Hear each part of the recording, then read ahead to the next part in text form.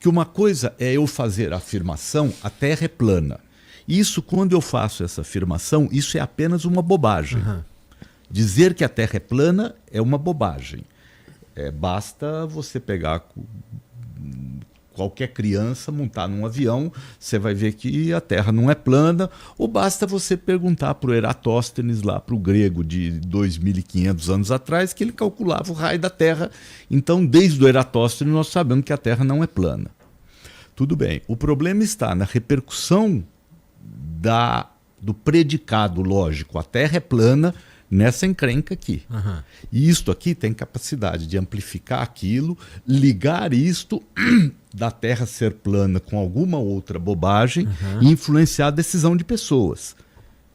E pessoas podem tomar decisões em cima do charlatanismo da Terra ser plana. E a Terra não é absolutamente plana. A gente pode lembrar, por exemplo, de um caso recente, né? Tá tendo campanha de vacinação contra o sarampo, realmente, que era uma doença que estava erradicada no país. Sarampo.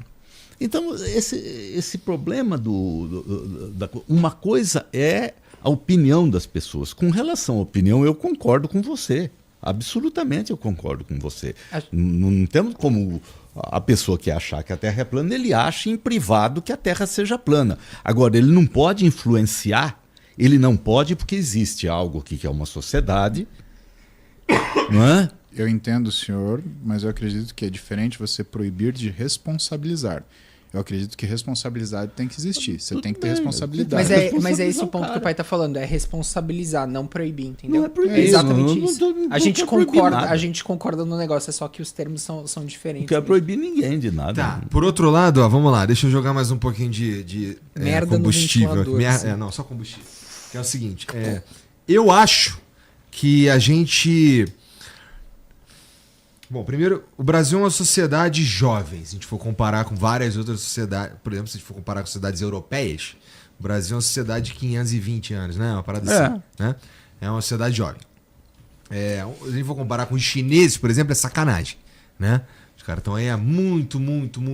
Eles têm outra percepção de como a coisa funciona, né? Tá. A gente, como as sociedades mais antigas passaram por diversos traumas e aprenderam muitas lições que a gente enxergaria no dia hoje como coisas que são assim, não devíamos ter feito isso. Por exemplo, Revolução Industrial. Tinha criança trabalhando lá, turno de adulto e o caralho, não sei o quê. Não sei se era realmente tão necessário, mas rolou. A sociedade inglesa pagou esse preço em algum determinado momento para chegar em algumas conclusões, tá? Ao longo do tempo, todas essas sociedades foram vivendo coisas, chegando a conclusões e aplicando para elas mesmas, né? No nosso caso aqui no Brasil, me parece que a gente tenta pegar várias soluções que funcionaram em outros lugares, dentro das circunstâncias desses lugares. Por exemplo, uma lei que vai reger a internet brasileira deveria lidar com a realidade brasileira para valer, os caras eles têm o prazer de dizer que é inspirada na lei europeia. E a lei europeia não necessariamente vale para a realidade brasileira. E tem uma outra coisa, né, que é a gasolina real da coisa.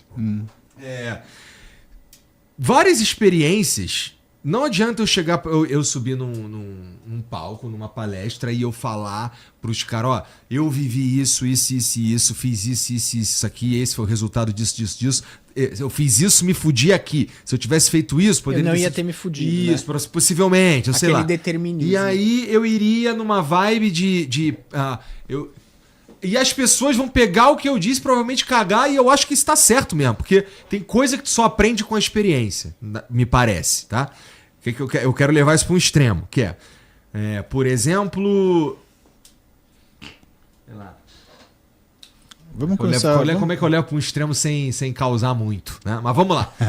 Difícil. Sem causar muito. Extremo é de causar, não tem jeito. Então vamos lá. Vamos dizer que a gente agora... Cara, no fim das contas, eu acho que as pessoas têm que se fuder um tanto para aprender, para que uma sociedade como um todo consiga escolher as coisas com mais clareza. Agora eu consigo dar um exemplo, vamos lá. Não tô dizendo que eu sou a favor de bet, é o contrário, tá? Ninguém gosta de... As bets causam uns problemas que é dado, né? O endividamento da população brasileira. Não é. Pois é, a bet é um bom exemplo. É dado. A bet é um bom exemplo. Agora, a gente proibir a bet vai fazer com que as pessoas parem de jogar pra valer? Eu não acho. Porque eu acho que esse gênio já saiu da lâmpada, eu acho que os caras vão dar um jeito de jogar, os caras dão um jeito... a gente fez algumas leis meio tímidas pra dar uma segurada, e a galera não poderia, por exemplo, usar o Bolsa Família, mas o cara dá um jeito. Então, eu acho que proibir qual que é o melhor jeito? É educar. Só que aí a gente vai entrar numa discussão velha, que é educar não é do interesse dos caras. Porque quando você educa, as pessoas tomam melhores decisões. Isso. Sobre bet, sobre alimentação, sobre wellness e sobre política. Exato. Então, tem um historiador chamado Ian Neves, ele fala bastante a respeito disso, e eu acho que uma das coisas como comunicador que ele mostra é justamente isso, a gente discutir a história para entender o ponto que a gente chegou, e sempre aquela máxima que a gente fala, a gente estuda a nossa história para que certas coisas não se repitam. Então aí o meu ponto acaba sendo meio cruel, que Por quê? não acho que a gente deveria proibir bet. Agora, dado que já há, tá bom? Por que você proíbe que eu chegue aqui, pego essa mesa que eu acho bonita e leve embora? Isso é proibido nesta sociedade. Eu não posso carregar a tua mesa. Mas a Por bet que não é proibido? proibida. E a bet não é proibida. Por que é proibido, por exemplo, eu chegar aqui e tirar minha roupa? Não, você sabe, existem limites. A sociedade supõe isso.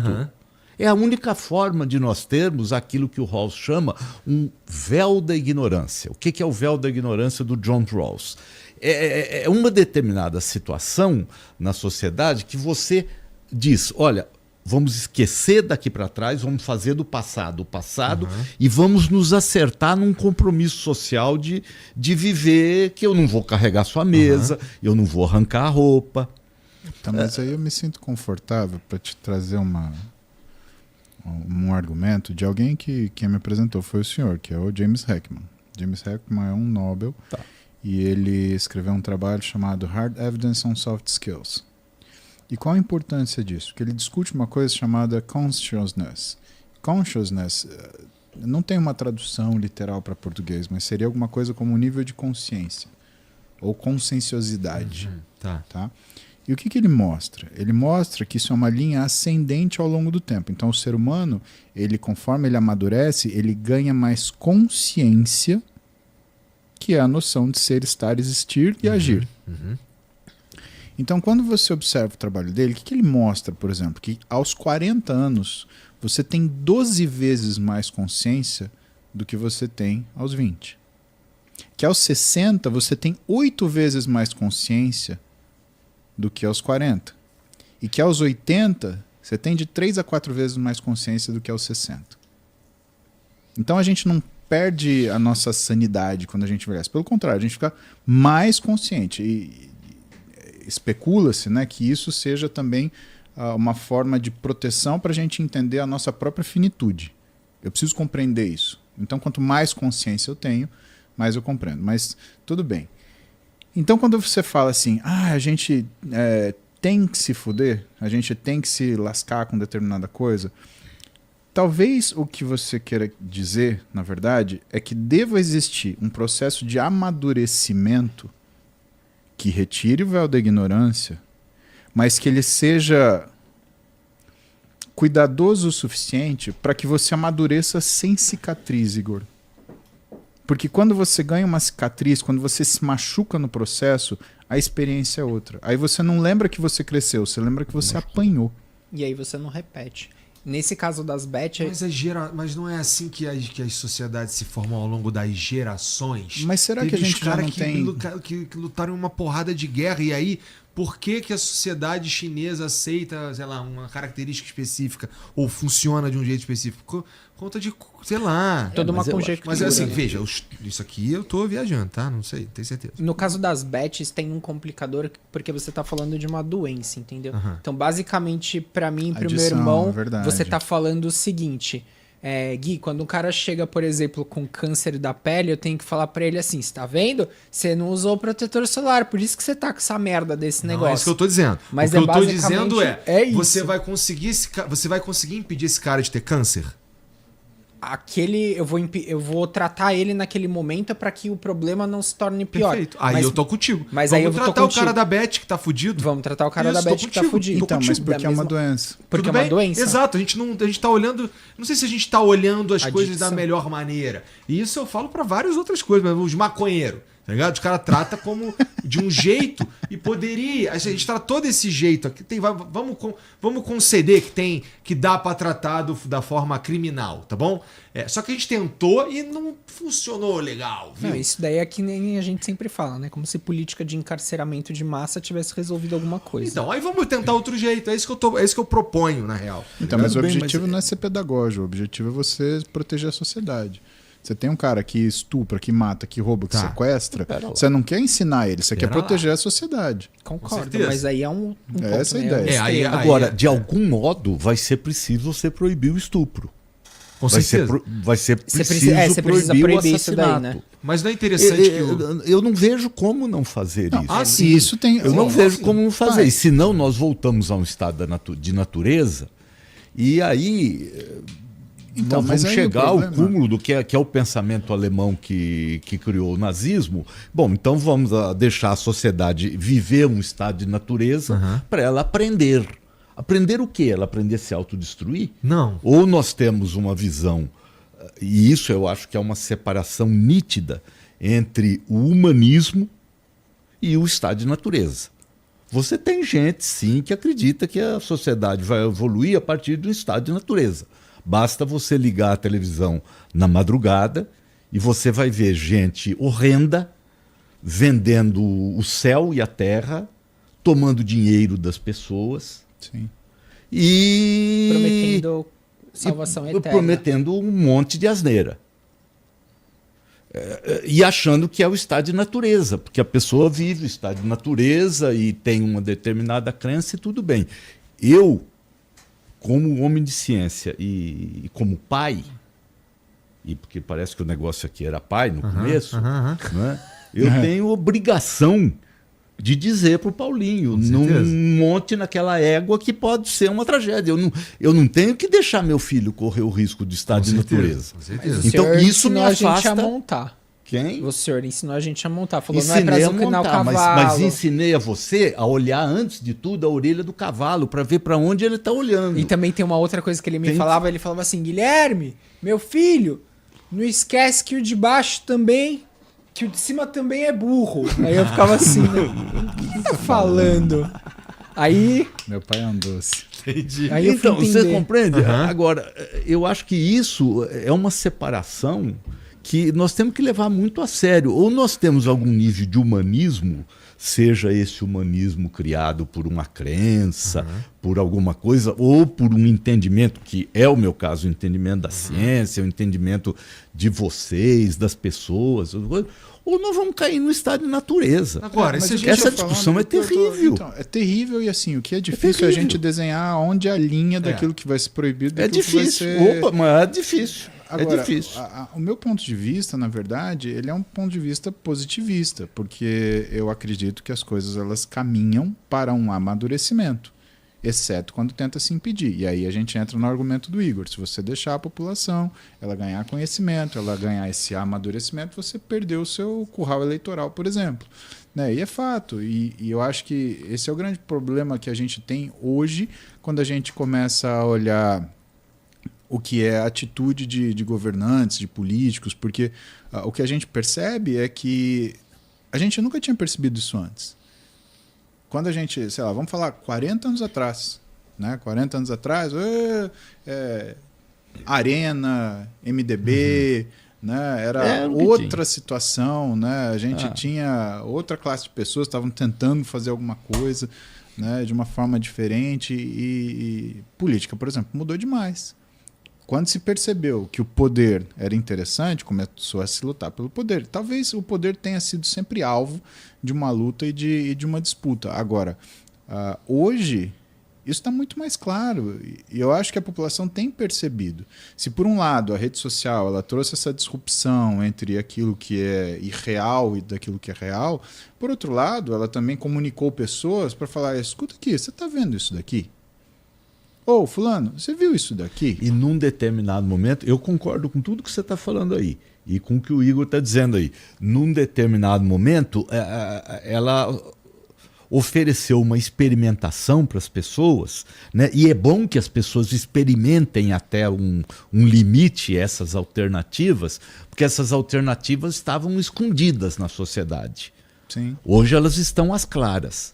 É. E é bom o cara poder ter informação ou capacidade de discutir entre as alternativas, entre as possibilidades. Isso. Eu gosto da ideia. Nesse sentido, eu acho que nós estamos. Não é que eu quero Tamo andando, que as tamo pessoas andando pra vão frente. cada vez mais para as bets. O que eu tô propondo para bet, ou sei lá, não é que eu quero que as pessoas possam falar qualquer absurdo na internet. Não é isso que eu tô propondo. Vocês não podem falar que a Terra é plana. Então, Isso tem que ser pode. proibido. Desde o Aristóteles. Infelizmente, né? ele pode, A Terra não é pai. plana, sabe? Não dá para falar.